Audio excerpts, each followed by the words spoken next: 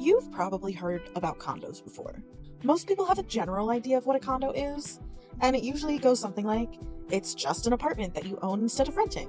And while that may be a true way of describing how condo living can be similar to renting an apartment, it doesn't actually explain anything that makes a condo a condo. Because a condo isn't really a type of home, it's more of a way of dividing up ownership within a larger property. Let's get into it. Hi, my name is Hannah Garcia. I'm a realtor licensed in Wisconsin and Illinois, and this is my channel, Heartland Homes with Hannah. I was also recently selected for the Realtors Association of South Central Wisconsin's inaugural class of 40 Under 40, which recognizes rising leaders in the real estate industry. So if you're thinking about selling your home and want to work with a rising leader in real estate, check the link in the description to set up a free consultation with me. Also in the description will be a link to the announcement that the association I belong to published. The 4 condos that you'll see on screen today have already sold and are no longer available. They're just being used as a visual reference.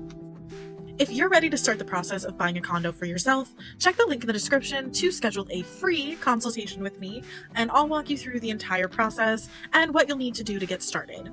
Even if you think you're not ready to start this process, I still highly encourage you to schedule a consultation with me or reach out to me in some way, and I'll help you figure out exactly what you need to do to become ready. In this video, I'm going to be explaining all about what condominium ownership actually entails, and we'll be getting into everything from what you own, what you share with other owners, how the homeowners association works, and everything else that you should know about before deciding to purchase one for yourself. Let's start with understanding how the property ownership is divided. Here's the plain version. A condominium is a property that has been legally divided up into individually owned units and shared portions of the larger property. The basic ownership structure is what makes it a condo. Everything else we'll be talking about comes from how this ownership is divided up. Okay, so what exactly do I mean by that? Let's picture a property with 20 homes in it. It doesn't matter whether it's a high-rise building or a row of townhouses. Let's just think of 20 homes, one larger property. It's made up of individual units as well as shared elements and spaces. The unit belongs to the individual owner. That's easy enough to understand.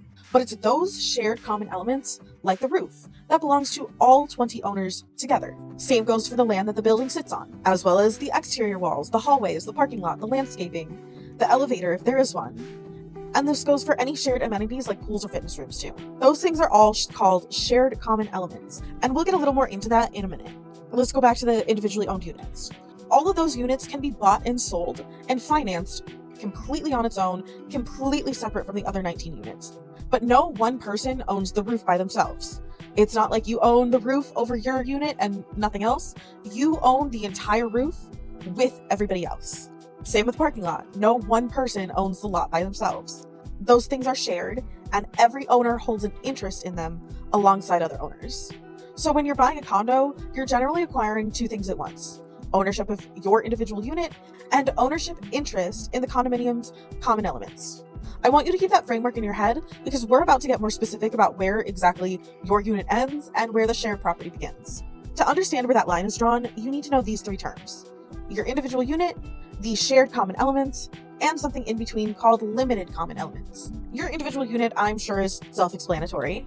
It typically includes everything within the walls of your unit itself: your interior finishes, your flooring, your cabinets, appliances, and some certain systems that only serve your unit.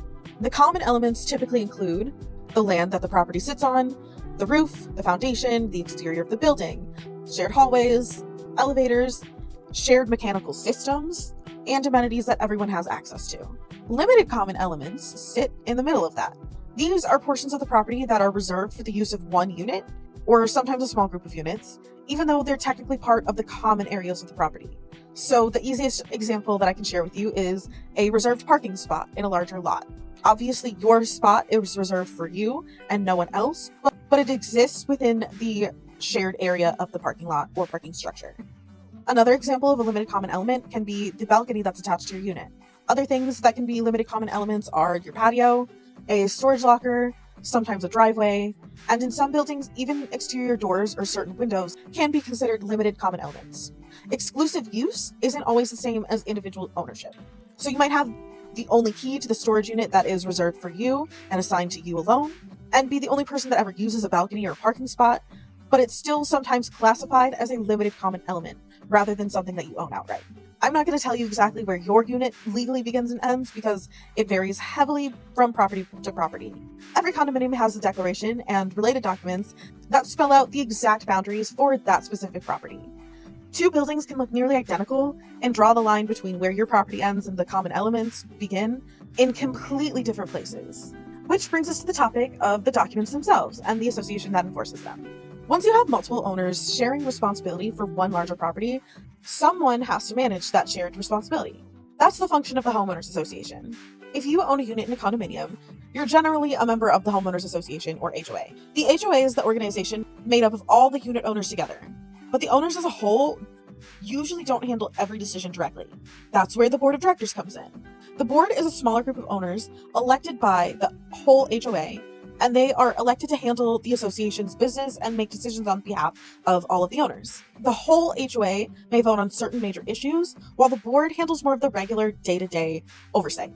Things like approving contracts, managing the budget, arranging the repairs, and enforcing the rules, as well as making sure the association meets its responsibilities.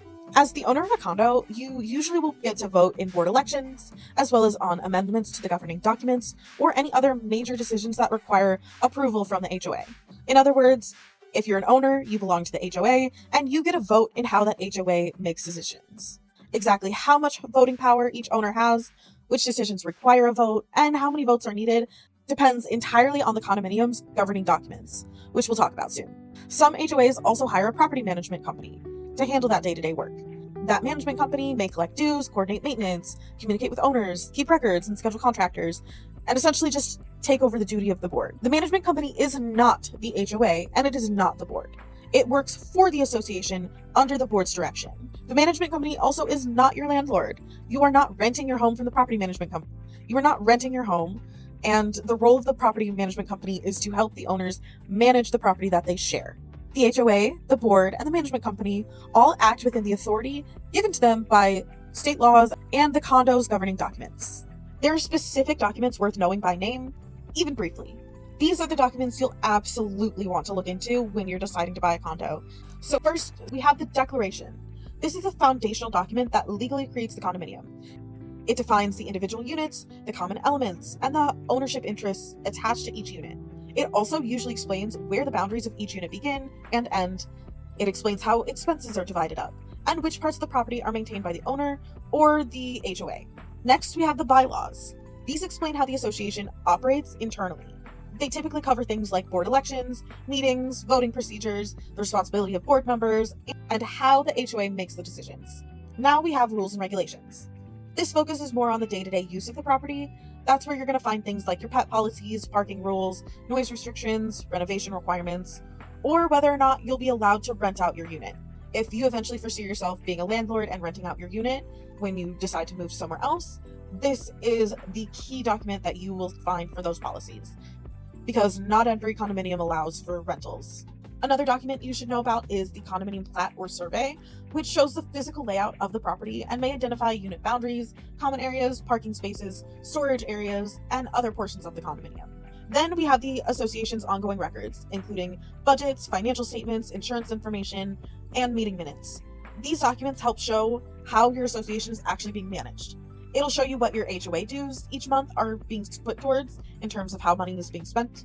And it'll show things that should be on your radar, like building repairs, planned projects, or issues that the board has been discussing. These ongoing records are things that if you already are living in a condo, keeping an eye on these records can help you not have condo problems. Let's just put it that way. I have a whole other video that dives deeper into it. Together, these documents control the things that have a real effect on how ownership in that condo will look like. It details things like who's responsible for different types of maintenance, how voting works, what powers the association has. These documents describe which restrictions apply to owners. Everything from how expenses are shared, how common areas can be used, and how decisions are made. Two condos can look almost identical from the outside, but operate completely differently. They can have different rules, finances, maintenance responsibilities, voting structures, everything in between. That's why looking into these documents is crucial, and honestly much more important than the appearance of the building or the appearance of the units. We're not going to go into these documents line by line in this video. That's a topic all on its own, and like I said, I have a video that you can watch that dives into those documents a little deeper. But for now, you just need to know what they are and the general role that they play in how a condo operates. Since we talked a little bit about the financial documents, let's talk about where your money and HOA dues go once you own a condo. Those dues are your contribution to the cost of maintaining and operating the property that you share with the other owners. they are not rent paid to the association, and I know that they can be quite annoying and frustrating, but these dues cover the expenses connected to the responsibility of taking care of the common elements that you share with all the other condo owners in your building. Depending on the property, these dues may cover things like landscaping, snow removal, cleaning common areas, as well as routine maintenance or property management fees. They also go to shared utilities, the association insurance policy, and just general administrative costs. Part of the association's finances may also go towards building a reserve fund. The reserve fund is money that's set aside for larger expenses that do not come up every year or do not come up in routine repairs. But this money is set aside for larger things that may eventually be needed. These can be anything from roof replacements to exterior repairs. They can also be for things like repaving the parking lot, replacing an elevator, or major mechanical work. These projects can be expensive, and a well-funded reserve fund means the association has used their money wisely and been saving your HOA dues gradually rather than trying to come up with all the money for a repair at once. Sometimes the reserve fund and the regular budget still are not enough to cover something that the association needs to pay for. That's where you're going to get the dreaded special assessment. A special assessment is an additional charge to the owners on top of their regular dues to cover specific expenses. That could be an unexpected major repair if the association's reserve fund is not funded well enough, and special assessments may also cover insurance-related expenses, legal costs, or a planned capital project that the association has decided to move forward with. Special assessments are not inevitable, and they are also not unique to poorly managed condos. However, if a condominium is poorly managed, you're going to be more likely to have special assessments keep coming up. Special assessments are one way for an association to fund major expenses when the money already available is not enough to cover it. That said, an association with a strong reserve fund and consistent financial planning may be far less likely to need a large, unexpected special assessment than a condominium that has not been planning and saving adequately. That's why the association finances matter just as much as the condition of the unit, and should absolutely be something that your realtor is looking into before you decide to put an offer on a condo. Buying a condo means taking on the financial responsibility not just for your home, but it also means sharing the expenses tied to a larger property. The next question is, what happens when something actually needs to be repaired, and who's responsible for repairing it? This usually is the question people care about the most, and the honest answer is, it depends on the property. But there are general patterns that we can talk about. Owners are usually individually responsible for the things inside their unit. That's your appliances, your personal property, and certain systems that only serve your unit. Associations, HOAs, are commonly responsible for the roof, the building's exterior, shared hallways, elevators, and shared mechanical systems, as well as landscaping and common amenities. Then there's the gray area, and this gray area will always be answered in the condo documents. So these are your things like your windows, your exterior doors, and those can go either way depending on the property. Same with your balconies. Balconies often fall under limited common element rules, which means the maintenance responsibility for a balcony might belong to the HOA and not the individual owner. But it also could be split or assigned in a way that isn't obvious just by looking at it. Plumbing inside the walls can also be tricky, especially if the plumbing services more than one unit. Same for your heating and cooling equipment. Sometimes maintenance responsibility for that belongs to the owner, and sometimes it belongs to the association, depending on whether the system is shared or the system serves just one unit. Water damage that spreads across multiple units can get complicated too, since it might start in one unit but become a shared problem. Once again, your condo documents will address all of these things. But in general, the physical location of something that needs maintenance doesn't automatically tell you who's responsible for fixing it. A window could be sitting in the middle of your living room wall and might be classified as a common element and therefore the HOA's problem. So, in other words, know your documents. Something that's considered a common element falls under the responsibility of the HOA. So, I'm going to say it a million times, check your documents for your specific property.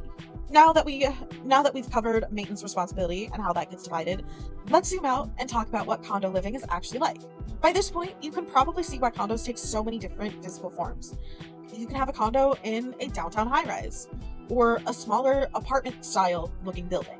It could be in a townhouse development, a duplex, a converted warehouse, or it can even be in a mixed-use building with businesses on the first floor and homes above. It can even be a detached house.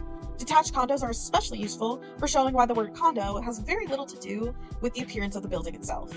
A home can look and feel like a traditional single-family house, while still being a part of a condo because the land, roads, landscaping, or other parts of the development are owned and managed through a shared structure. You'll also find resort-style condominiums built around shared amenities. Those are common in places such as the Wisconsin Dells and Lake Geneva, where owners may share pools, recreational spaces, waterfront areas, and other facilities. The building may look completely different, but ownership works through the same general framework that we've been talking about this whole video. You own the individual home along with an interest in the shared property. You have responsibilities inside your own unit, and you have financial responsibilities connected to the larger property. You may vote in association elections or on certain major decisions. You may have rules that affect whether you can rent out your unit or have pets, and you may have rules pertaining to parking or how parts of the property can be used. So this is what condo ownership can look like in daily life. Way more individual ownership than a renter, but you're not operating and living entirely independent from the rest of the people on the property. Some decisions are yours and yours alone, while other decisions may have to be made collectively through the HOA or the board. That shared structure is not automatically good or bad. It's simply something that you need to understand and consider before deciding whether a particular condo works best for you. When considering buying a condo, there's a lot more to it than just the unit that you walk through during a showing. The unit obviously is super important whether you like it or not, but it's only one part of the equation when considering what you're buying. You're also buying into the association that manages the larger property. That means you need to understand where the boundaries of your unit are, what you're responsible for maintaining, and the health of the association and their financials. These are all major things to consider when buying. You should have an understanding of what dues include, what they cover, how the association is spending that money, and whether that money is being saved for future repairs. You should also be looking at recent pending special assessments, major projects that have been discussed. You should be looking at insurance coverage, and if there's any ongoing legal issues tied to the association or property management company. You should also look into any of the rules that could affect how you plan to use that home. That includes, again, looking deeper into pet policies, rental policies, parking, and short-term rentals if that's relevant to you. Another thing that can be super useful is reading the meeting minutes that details and documents all the things that the association has talked about. These can be super useful for showing you what the board and the HOA have been discussing recently. A budget might tell you what the association plans to spend, but the meeting minutes reveal all the other things like concerns about the roof, rising insurance costs, and repeated maintenance problems, or a project that has not formally been approved, but something that should be on your radar if you do decide to buy that property. None of these things mean that you should assume there's something wrong with the condominium. Again, it's all just information and data points that can help you make a more informed decision if you're planning on buying a condo. A beautifully updated condo can still come with an association that has weak reserves, unclear maintenance responsibilities, or rules that don't fit your specific plans. A more modest unit could be part of a much more financially stable and well-maintained condominium. You have to evaluate everything and all of the pieces together when deciding whether or not to purchase that property. In short, a condo is a form of property ownership where you own your individual unit and share ownership, expenses, decision-making, and responsibility for other portions of a larger property. Once you understand that structure, the rest of condo ownership makes a lot more sense. So that's it. This video should hopefully have given you a much clearer picture of what a condo actually is, what you're actually buying when you own one, and all the things that you should know before going into purchasing a condo for yourself.